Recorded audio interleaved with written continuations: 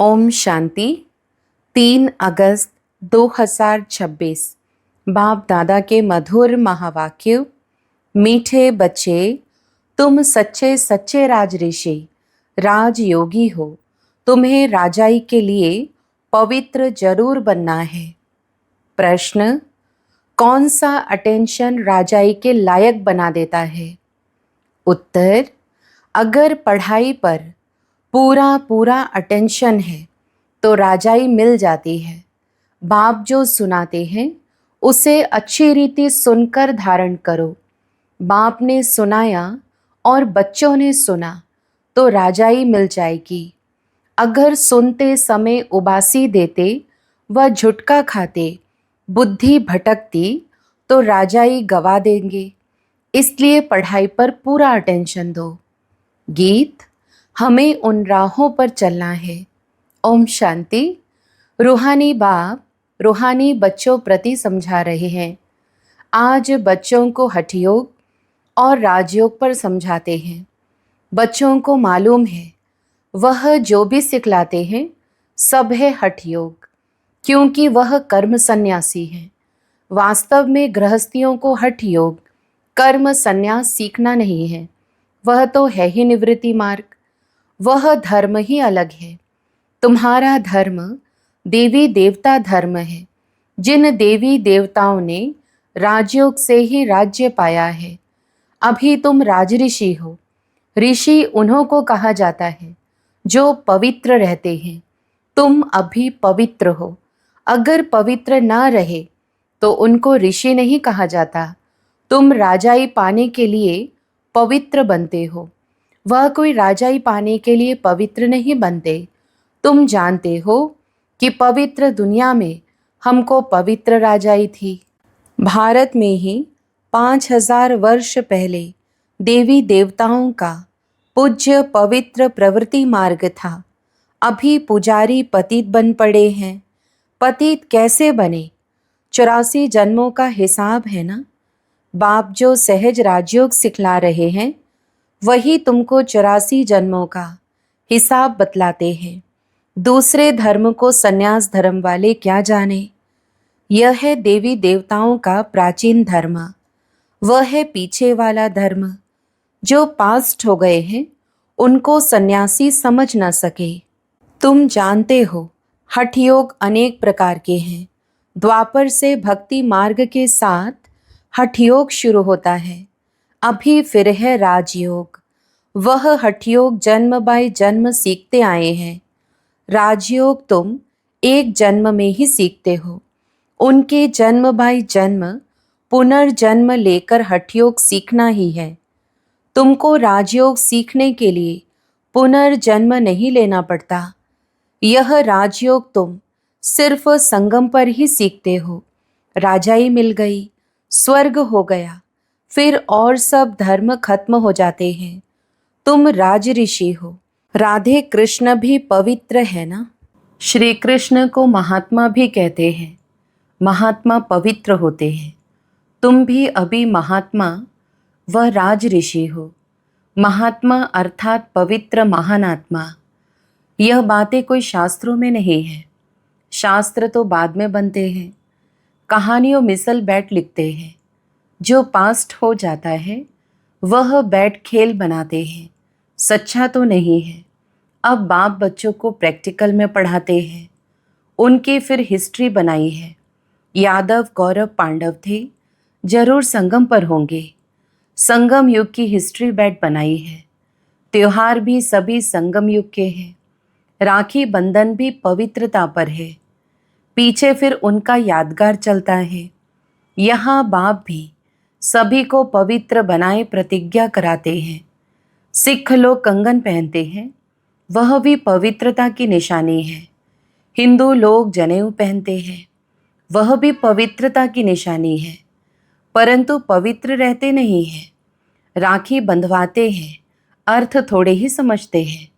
आगे ब्राह्मण लोग राखी बांधते थे, अभी बहन भाई को राखी बांधती है, वह खर्ची देते हैं। यह सब अभी फैशन पड़ा है। वास्तव में यह है पवित्रता की बात। बाप कहते हैं बच्चे काम महाशत्रु है। वह ब्राह्मण लोग कोई ऐसे नहीं समझाते हैं। अभी बेहद का बाप कहते हैं बच्चे प्रतिज्ञा करो, हम पवित्र बनेंगे, कभी विकार में नहीं जाएंगे।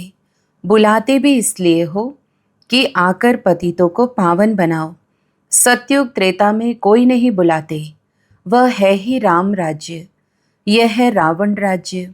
राम राज्य में 5 विकार होते नहीं, यथा राजा रानी तथा प्रजा। अभी तुम बच्चे जानते हो हम बाबा से स्वर्ग की बादशाही ले रहे हैं। इस नरक से जाना जरूर है। बाबा आया है पावन बनाकर स्वर्ग में ले जाने। फिर तो हम क्यों नहीं पावन बने। उन्हों के हठ योग तो अनेक प्रकार के हैं। जयपुर के म्यूजियम में जाकर देखो, कितनी वैरायटी है हठ योगियों की। उनसे होता कुछ भी नहीं, सीढ़ी नीचे उतरते ही जाते।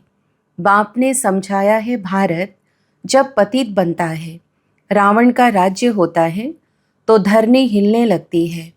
सोने के महल आदि सब नीचे चले जाते हैं। महलों आदि को कोई लूटा थोड़े ही है, वह तो सिर्फ मंदिरों को लूटा है। कुछ जेवर सोना आदि ले गए हैं। जेवरों का सबसे जास्ती शौक तुमको है। तुम स्वर्ग में आते ही जेवर पहनते हो, राज्य करते हो। और धर्म वाले आते ही राज्य नहीं करते हैं। तुम बेहद के बाप से स्वर्ग की बादशाही का वर्षा लेते हो। तो यह बाप बैठ समझाते हैं, गीता पढ़कर नहीं सुनाते हैं। गीता में जो कुछ लिखा है वह सब मैंने कहा नहीं है, वह तो मनुष्यों ने मेरे महावाक्यों का बाद में बैठ शास्त्र बनाया है। हमने जो तुमको सुनाया वह तुमने ही सुना और फिर जाकर राजाई की। वहाँ यह ज्ञान नहीं रहता। यहाँ तो बाप टीचर बैठ शिक्षा देते हैं। बाप तो हिंदी में ही समझाते हैं। यहाँ सब हिंदी हिंदी कहते रहते हैं ना, जो उन्हों की भाषा है। वास्तव में प्राचीन भाषा हिंदी ही है, ना कि संस्कृत। यह संस्कृत तो शंकराचार्य के बाद निकली है। जो आते हैं वह अपनी भाषा चलाते हैं। बाकी ऐसे नहीं कि बाबा ने गीता संस्कृत में सुनाई है। नहीं, गुरु नानक का अपना ग्रंथ है। उसने सिख धर्म स्थापन किया। उनको भी अवतार मानते हैं। उसमें राजाएं भी होते हैं, सन्यासियों में राजाई नहीं है। बाबा ने समझाया है बुद्ध क्राइस्ट आदि पहले गृहस्थी आत्मा थे। अब गृहस्थी पतित आत्मा तो धर्म स्थापन कर न सके। उनमें पवित्र आत्मा आई जिसने धर्म स्थापन किया। दूसरे धर्म तो किस्म किस्म के बहुत हैं, आकर अपना छोटा मठ पंथ स्थापन करते हैं। झाड़ में भी दिखाया है ना। तो हठयोग और राजयोग में बहुत फर्क है। यह बातें समझने की है। जिसको समझ में नहीं आती होंगी वह झुटका खाते उबासी देते रहेंगे। यहाँ तो तुमको खजाना मिलता है, बड़ी भारी कमाई है। तुम रत्नों से झोली भरते हो, तो यह आंखें खोलकर सुनना होता है। झुटके खाते रहेंगे या बुद्धि बाहर भटकती रहेगी तो वह राजधानी पा न सके। तुम हो राज ऋषि, राजाई प्राप्त करने वाले। बाप राजधानी स्थापन करते हैं, श्री कृष्ण नहीं करते। श्री कृष्ण तो बाप का वर्षा लेते हैं। अब तुम्हारा बाप है निराकार, जिससे वर्षा ले रहे हो विश्व की बादशाही का। कितना तुम साहूकार बनते हो। यहाँ एक ही बाप आकर राजयोग सिखलाते हैं। सो भी घूमो फिरो खाओ पियो, सिर्फ बाप को याद करो। साहूकार जरूर अच्छी रीति खाएंगे, वह तो अपनी कमाई का फल खाते हैं। माल पूड़ा खाओ या रोटी खाओ, याद करो बाप को। भल कुछ भी खाओ, पैसा तब किसके लिए है। बाबा कोई मना नहीं करते हैं, सिर्फ बाप से योग लगाना है। इस राजाई स्थापन करने में खर्चा नहीं है। उस लड़ाई आदि में कितना खर्चा होता है, एरोप्लेन पर कितना खर्चा होता है। गिरते हैं तो एकदम खत्म हो जाते हैं, कितना नुकसान हो जाता है।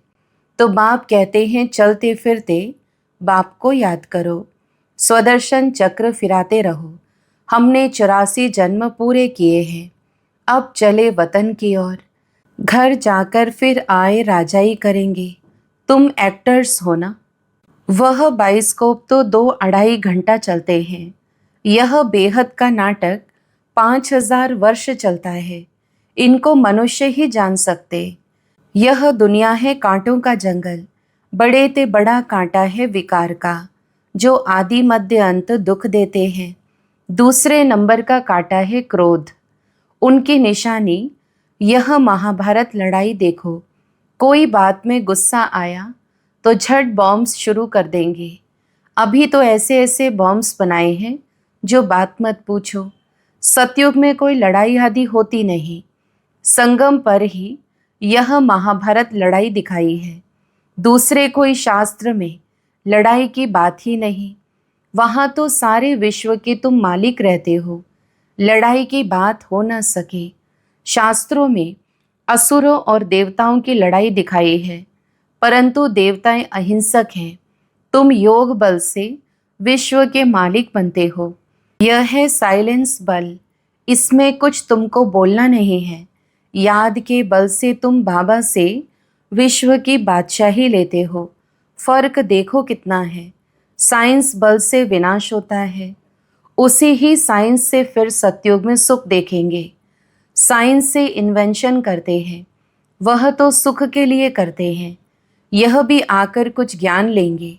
प्रदर्शनी में तो सब आते हैं, आगे चल सब आएंगे। तुम्हारे इस साइलेंस बल का आवाज निकलेगा। तुम प्रश्न पूछते हो, गीता का भगवान कौन? ऐसे प्रश्न कोई पूछ ना सके। जहाँ ये प्रश्न लिखते हैं तो उनके साथ चित्र भी दो। गीता का भगवान परमपिता परमात्मा, यह श्री कृष्ण, जो पूरे 84 जन्म लेते हैं। पतित से पावन बनाने वाला तो बाप ही है। श्री कृष्ण की आत्मा तो 84 जन्म ले सांवरी बनी है, उनको बैठ समझाते हैं। तुमने 84 जन्म लिए हैं, तुम अपने जन्मों को नहीं जानते हो। एक्टर्स को पता तो होना चाहिए ना कि हम 84 जन्म कैसे लेते हैं। सन्यासियों का धर्म ही अलग है। भारतवासियों को अपने धर्म का पता ना होने कारण और धर्मों में जाते रहते हैं। किसी गुरु को आशीर्वाद से किसको धन मिल गया तो उनके पीछे चटक पड़ेंगे। फिर देवाला निकला तो कहेंगे खुदा की भावी। बच्चा मिला, बहुत खुशी होगी। अच्छा 10-12 दिन के बाद बच्चा मर गया तो कहेंगे ईश्वर की भावी। इनको जिंदा करना हमारे हाथ में नहीं है। बाबा के बहुत ऐसे मिसाल देखे हुए हैं, ऐसे ऐसे बहुत होते हैं। यहाँ तो बाप बैठा है, बाप बच्चों को समझाते हैं, मीठे मीठे बच्चों पावन बनो। याद है जब महाभारी महाभारत लड़ाई लगी थी तो द्रौपदी ने पुकारा था, बाबा हमको यह दुशासन नगन करते हैं, हमको इनसे बचाओ। 5000 वर्ष की बात है। इन अबलाओं पर अत्याचार इस विष पर ही होते हैं। कई तो स्त्रियां भी ऐसी होती हैं जो विष बिगर रह नहीं सकती। उन्हों का नाम भी रखा हुआ है सूपनखा पूतना, जो विष के लिए तंग करते हैं। वह है कंस, जरासंधी, शिशुपाल। यह सब विनाश को तो पाने ही है। इस समय है आसुरी रावण राज्य, फिर होगा ईश्वरीय राज्य। इस सारे चक्र को तो तुम जान गए हो कि कैसे 84 जन्म लेते हैं। यह भूलता तब है जब विकार में जाते हैं। विकार में जाने वाले का मुंह ही पीला हो जाता है। खुद ही समझते हैं यह हमने क्या कर दिया। बाप कहते हैं, बच्चे इस विषय गटर में मत जाओ, यह तुमको आदि मध्य अंत दुख देने वाला है, इसमें ना पड़ो। कसम उठाओ कि हम विकार में कभी नहीं जाएंगे। भगवानुवाच है, काम महाशत्रु है। हर एक चित्र में पहले तो यह लिखो, ज्ञान सागर पतित पावन गीता ज्ञानदाता शिव भगवानुवाच। तो फिर श्री कृष्ण का नाम उड़ जाए। हमको गीता का भगवान बैठ यह बतलाते हैं, वही ज्ञान हम लेते हैं। भगवान ही आकर नई दुनिया स्थापन करते हैं।